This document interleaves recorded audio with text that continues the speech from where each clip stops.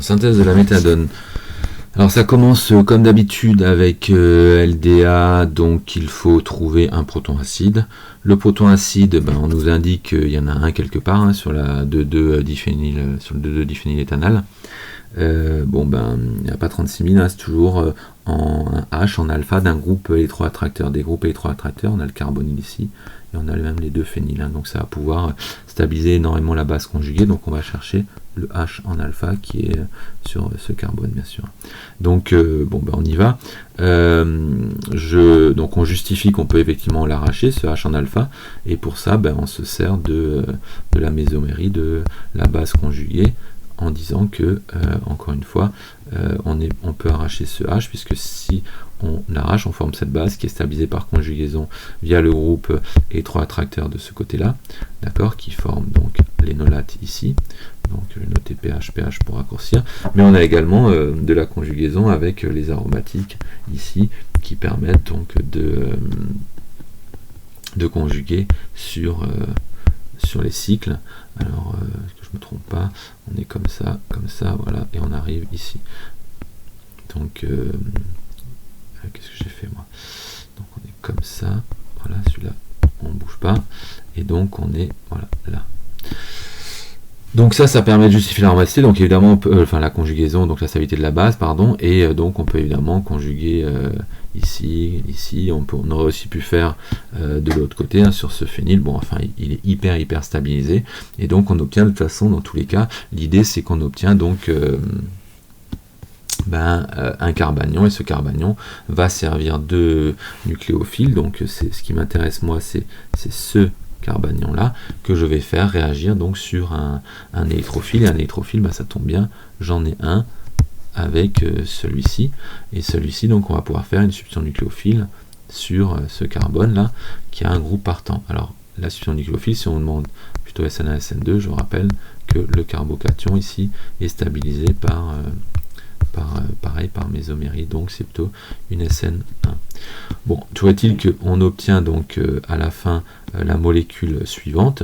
Donc ce que je vais faire, c'est que je vais effacer un peu tout ça pour faire un peu d'ordre, et je vais dessiner donc la molécule correspondante.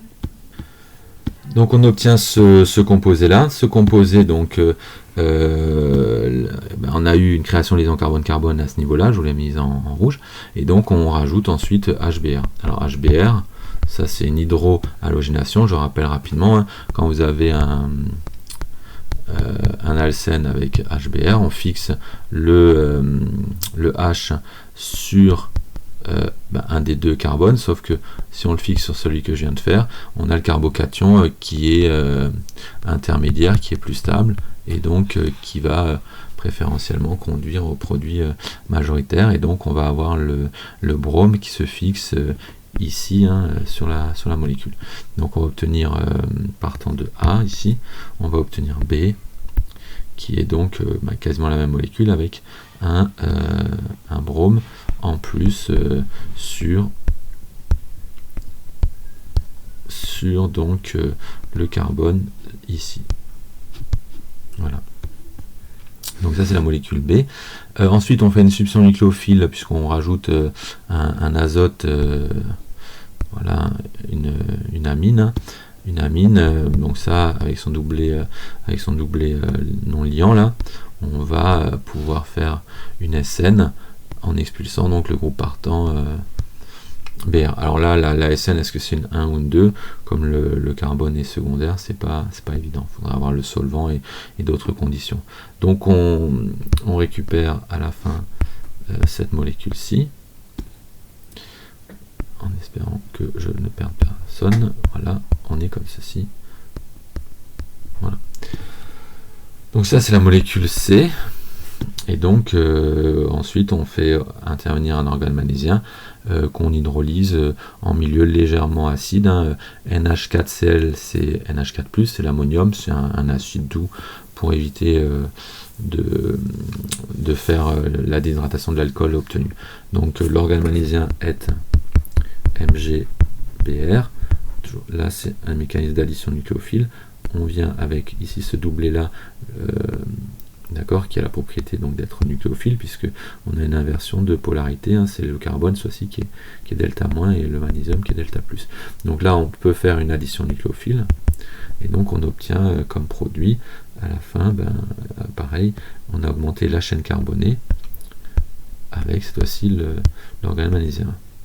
Donc alcool, éthyle, et on recopie ici le reste de la molécule.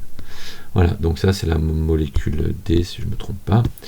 Et donc après on fait encore une dernière oxydation donc d'un alcool pour obtenir une cétone, d'où le nom qui finit en on pour la méthadone. Donc là c'est pas très compliqué, il suffit de recopier la molécule. Alors là je vais pas le faire parce que ça va être un peu long. Il suffit de recopier en effaçant donc ici on oxyde et donc on enlève le H, et donc là on a la molécule E. D'accord, c'est juste oxydation d'un alcool en cétone, voilà, pour obtenir la méthadone. Donc c'est une synthèse dans laquelle on retrouve des stratégies déjà rencontrées dans les synthèses précédentes, hein. H en alpha, SN sur un dérivé halogéné, SN encore une fois pour avoir la fonction amine, organe magnésien pour l'augmentation de la chaîne carbonée, et oxydation. D'accord, donc ça c'est un exercice que vous devriez maintenant savoir faire sans trop d'aide.